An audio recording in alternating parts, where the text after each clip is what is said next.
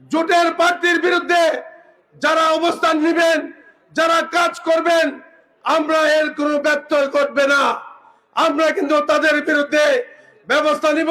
খেজুর গাছ মার্কার প্রতিনিধি আমাদের প্রাণপ্রিয় নেতা জুনায়েদ আল হাবিব সহ আমাদের সাথে আগত জেলা বিএনপির সকল পর্যায়ের নেতৃবৃন্দ ও প্রিয় আশুগঞ্জবাসী, আসসালামু আলাইকুম। আপনারা জানেন আমাদের সাবেক প্রধানমন্ত্রী দেশনেত্রী বেগম খালেদা জিয়া আর আমাদের মধ্যে নাই, উনি ইন্তেকাল করেছেন। ওনার জন্য আজকে দোয়া মাহফিলের ব্যবস্থা করা হয়েছে। আপনারা দোয়ায় অংশগ্রহণ করবেন।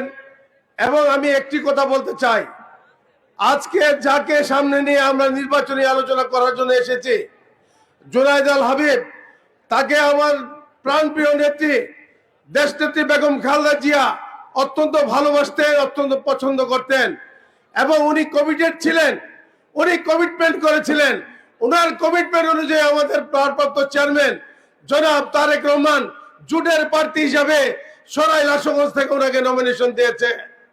আজকে আমার ইউনিয়ন থেকে, আশুগঞ্জ সকল ইউনিয়ন থেকে অঙ্গ সংগঠনের যে নেতৃবৃন্দ এখানে এসেছেন, আপনাদের নৈতিক দায়িত্ব হলো ভারপ্রাপ্ত চেয়ারম্যান জনাব তারেক রহমান জোটের প্রার্থী হিসেবে যাকে নমিনেশন দিয়েছে তার পক্ষে কাজ করার জন্য। তবে আপনারা দেখেছেন জোটের প্রার্থীর বিরুদ্ধে যারা অবস্থান নিয়েছে, সুখের দিনেই কিন্তু তাদের বিরুদ্ধে ব্যবস্থা নেওয়া হয়েছে।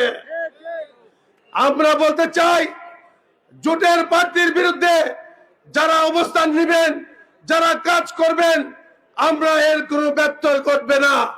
আমরা কিন্তু তাদের বিরুদ্ধে ব্যবস্থা নিব।